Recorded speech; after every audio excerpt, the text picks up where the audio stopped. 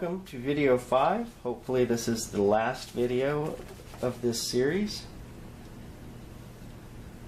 I had the pod apart last night. I pulled it out. I could not figure out how to get the two apart. They also don't move. I got the idea that possibly they slid a little, causing it to not do the entire range. But that didn't seem to be the case because I couldn't figure out how to get them to... They don't rotate like in a Hickok. You can unsolder them, the two they use, and move them around as necessary to calibrate it. This does not work in that way. There's a top pot and a bottom pot. One's 2500, one's 3000. The 20... Now I forgot which one's which. The 20... One of them controls AC, one of them controls DC. According to the instructions, the AC and the DC are actually on the same line. Don't know how that works, but I'm not an engineer. And they control the grid voltage. So I came up with a compromise. It goes to 98 and then down to 1. That seems to be give me the best accurate reading. I went through step 7 and 8. I thought I had, well, I hadn't cleaned off the videos off of my camera for a while, and it ran out of memory, and I didn't realize it until after I was done. So unfortunately, I don't want to do it again. Sorry about that. I will tell you that it wasn't very difficult, and I'll read them to you.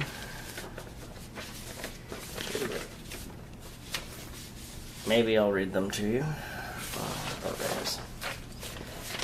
So again, everything is based on the 6L6. So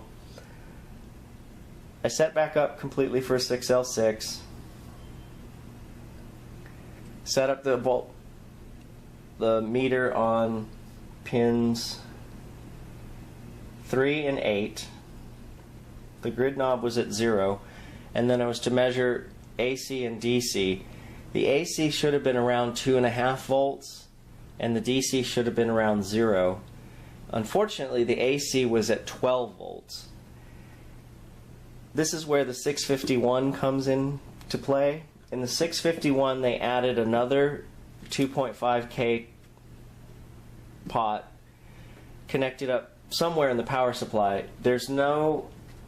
They do exist, but it's not shown in the schematic, and it was never... Nobody seems to know any kind of bulletins or anything from Jackson discussing it.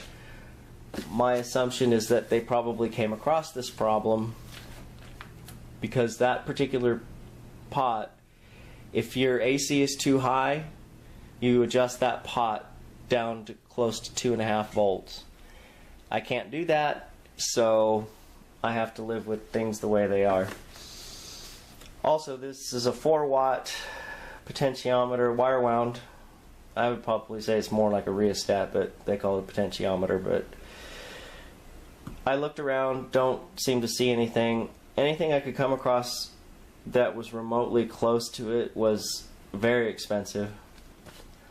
So, and I couldn't find exactly that.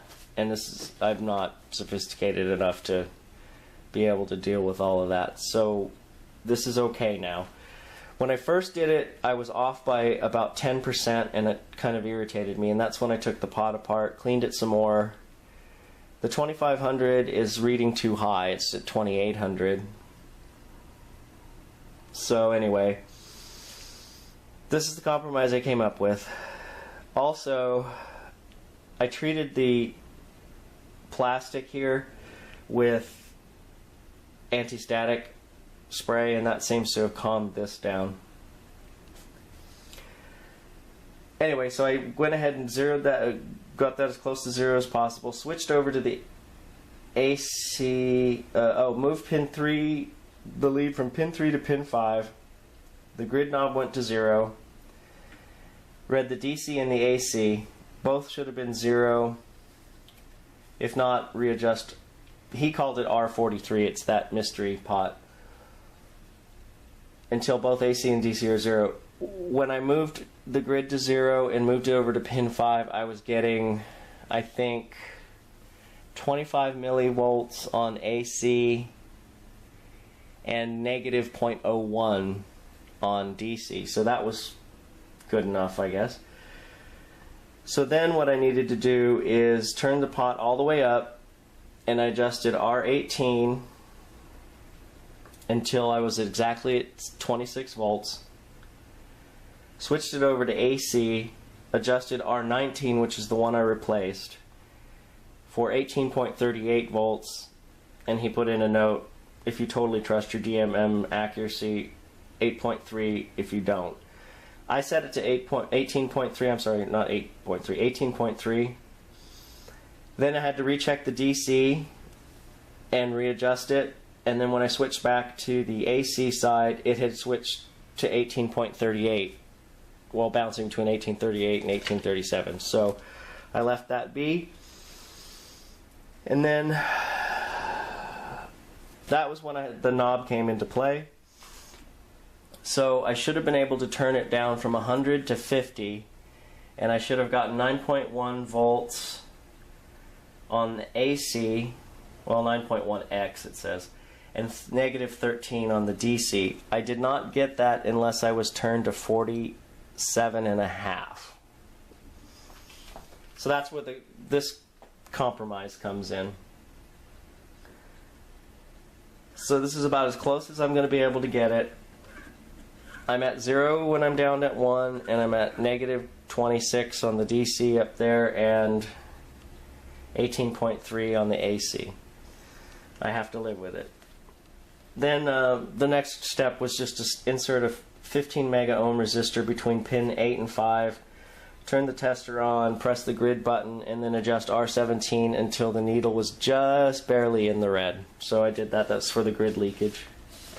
And that was that. So if this is still working right, it's now plugged into the mains, which I'm actually getting 122 today, so let's see if how that works.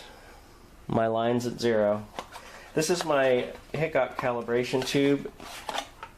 It's at it measured at 5250 on a calibrated tester, so that should come out on here as 110%. So I'm going to go ahead. I have all of these.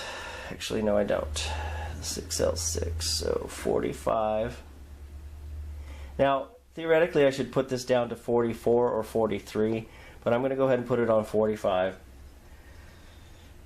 Test run, and then 1, 2, 3, 4, 5, 6. If I ever have to test 6L6s en masse, I know all the settings now. So let's go ahead, double check the heater. Don't want to over voltage there. 6.4L. I still have a problem here in this switch.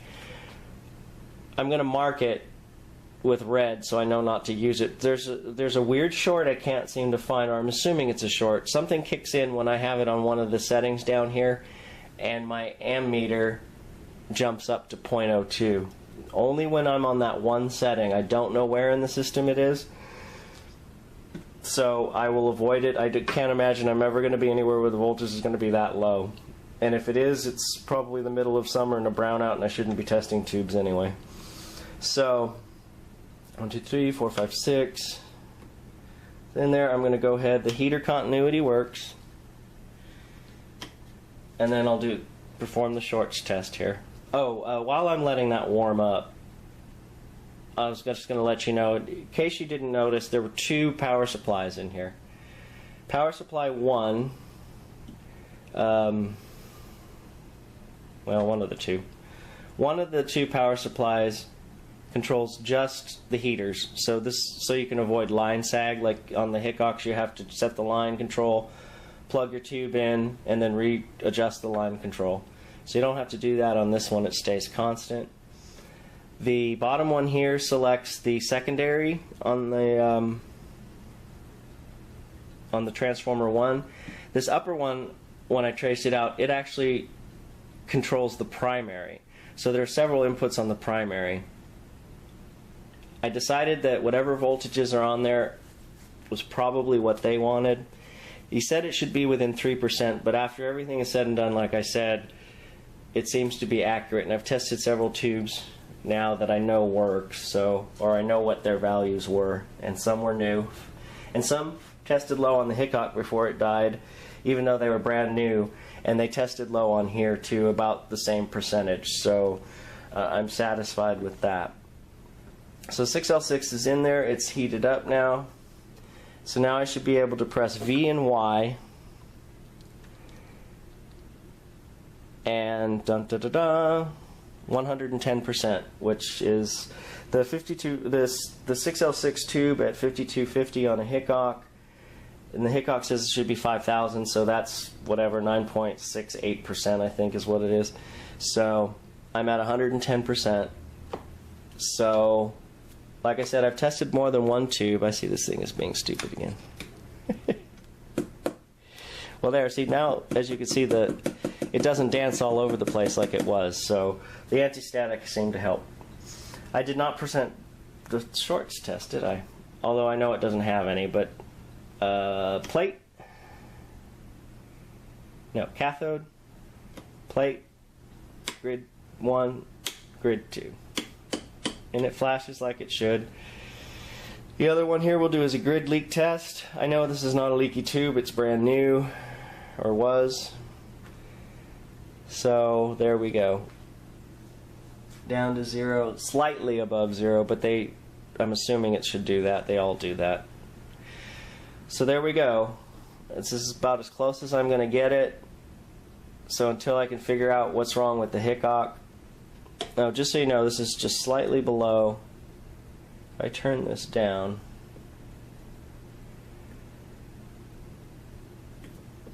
I think that was where I decided. So it's just between 105 and 110%. Now, this is, you know, not the most accurate tester in the world, so anyhow, I'm going to call it done. I'm going to test my compactrons again, because those are the ones that I went to test and discovered everything was past 130%, which of course the manual says that there's something wrong with your tester if it tests well above 130%. So anyhow, thank you for watching. I really want to crack into that Hickok, but I have so many other things I need to do. So I don't know, and all the parts are all late for the amp that I want to put together. I ordered custom wound output transformers, which weren't expensive at all, by the way. They were $35 or $32 each, and that's custom wound. So, but they're still pending.